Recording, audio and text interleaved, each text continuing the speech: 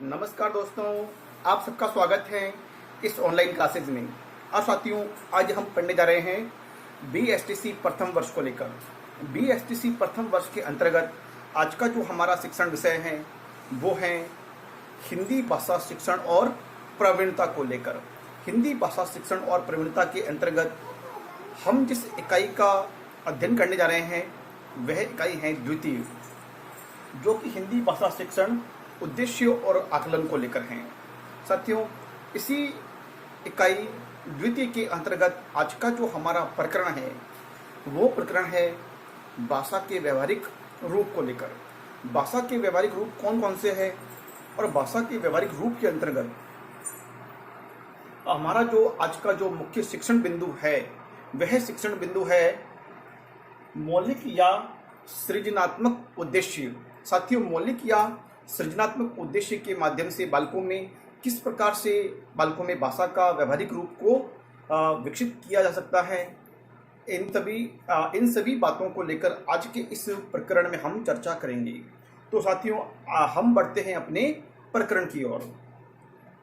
तो साथियों, सबसे पहले है कि कहानी विधा के माध्यम से हम बालकों में एक सृजनात्मकता को विकसित कर सकते हैं। कहानी विधा ऐसी हैं जो बालकों को हमेशा आकर्षित करती है, उन्हें प्रेरणा देती हैं और बालकों को कहानी सुनना हमेशा अच्छा लगता है।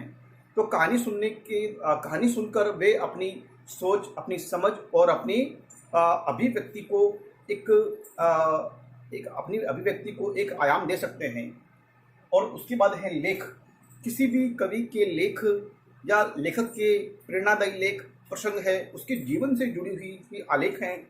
तो इन सभी बातों को लेकर या कवि के द्वारा किए गए साहित्यिक जीवन में किए गए संघर्ष हैं, उन तमाम सारी बातों या उसके दैनिक जीवन में होने वाली परेशानियां या उससे जुड़े हुए कोई भी लेख उसके सामने हैं या कोई विचार उसने प्रस्तुत किया है, तो उसके माध्यम से भी हम बालकों को एक सृजनात्मक अभिव्यक्ति की प्रेरणा दे सकते हैं। उसी प्रकार से साथियों, हम पत्र के माध्यम से भी बालकों में एक सृजनात्मकता को हम जागृत कर सकते हैं। तो कि बालक पत्र के माध्यम से, जिसे मान लीजिए उसे कहा जाए कि आप छुट्टी के लिए एक प्रार्थना पत्र लिख के दीजिए, तो प्रार्थना पत्र में वो पद का नाम, दिनांक है, विषय है, इत्यादि बातों का उल्लेख करेगा। तो कहीं ना कहीं उस पत्र में लिखी हुई उसकी जो बातें हैं, चाहे पत्र औपचारिक हैं अथवा अनौपचारिक है, उन दोनों ही प्रकार के पत्रों में उसके द्वारा उल्लेखित बातें हैं। तो कहीं ना कहीं उसकी एक मौलिक चिंतन के बारे में बात की जा रही है, तो वहाँ पर उसकी मौलिक चिंतन की अवस्था जागृत हो सकती है। तो कहने का मतलब ये है कि साहित्य की इन विधाओं के माध्यम से बालक में हम मौलिक चिंतन या एक सृजनात्मक उद्देश्य को हम विकसित कर सकते हैं। उसके बाद है पत्र लेखन में। साथियों, मैंने बता ही दिया कि पत्र के माध्यम से अपने मौलिक विचारों को जागृत किया जा सकता है, उसमें सृजनात्मकता को बढ़ाया जा सकता है। उसके बाद है कविता आदि।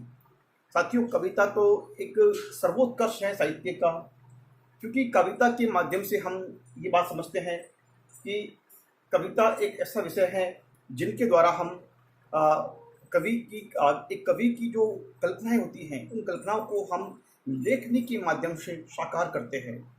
उन कल्पनाओं के द्वारा हम लोग कवि के मन में जो भाव उभर रहे होते हैं, उन भावों को एक सजीवता दी जाती है।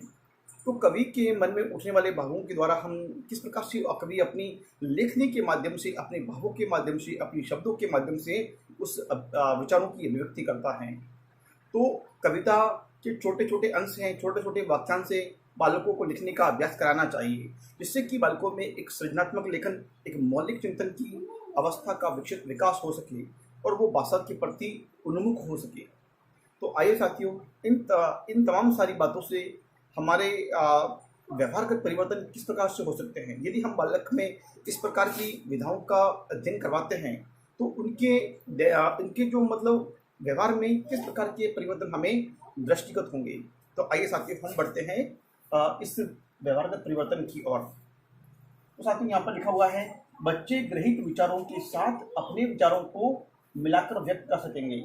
साथियों, बिल्कुल सत्य बात है कि उन्हें किसी कहानी के पात्र, कहानीकार या कहानी का जो आदर्श पात्र हैं कि विचारों से उनको कुछ सीखने को मिला है, या फिर किसी लेखक को पढ़कर उन्हें कुछ सीखने को मिला है, किसी कवि के बारे में उनकी पढ़कर या उनके मतलब उसने अपना एक आदर्श माना है, तो उस आदर्शवादिता को अपने जीवन में आत्मसात करने का प्रयास बालक कर रहा है।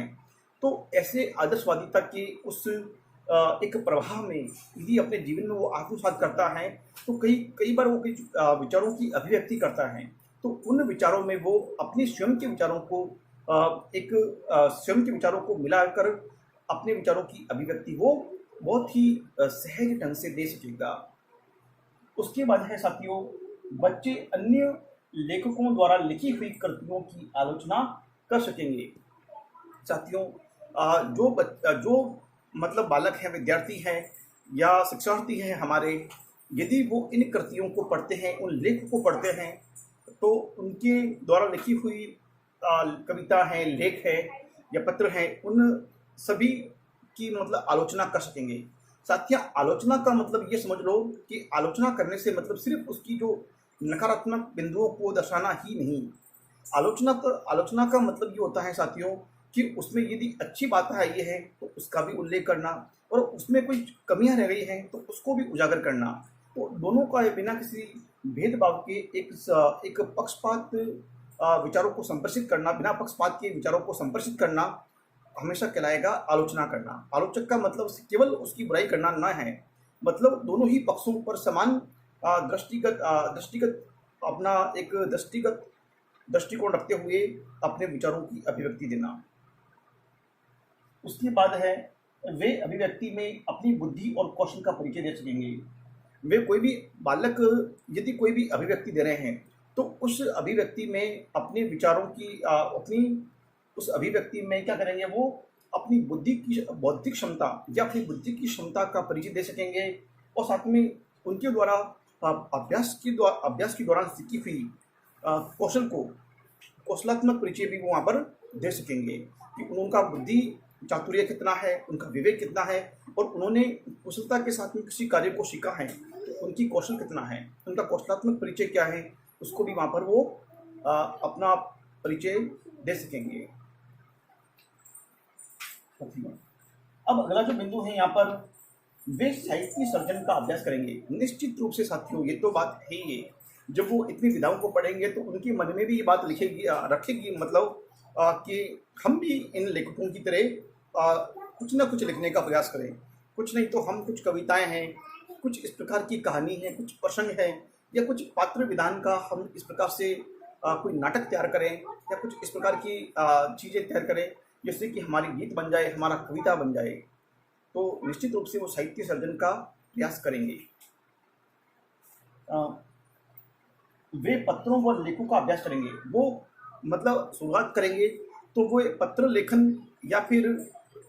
में करेंगे, या फिर कुछ लेखों के माध्यम से, छोटे छोटे लेखों के माध्यम से भी अभ्यास कर सकेंगे।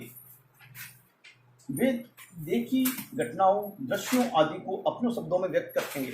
साथियों, उन बालकों के द्वारा कुछ सुनी गई घटनाओं को, देखी गई घटनाओं को वो अपने शब्दों में एक अच्छे शब्दों के साथ में, एक अच्छी अभिव्यक्ति के साथ में उन्हें वो व्यक्त कर सकेंगे।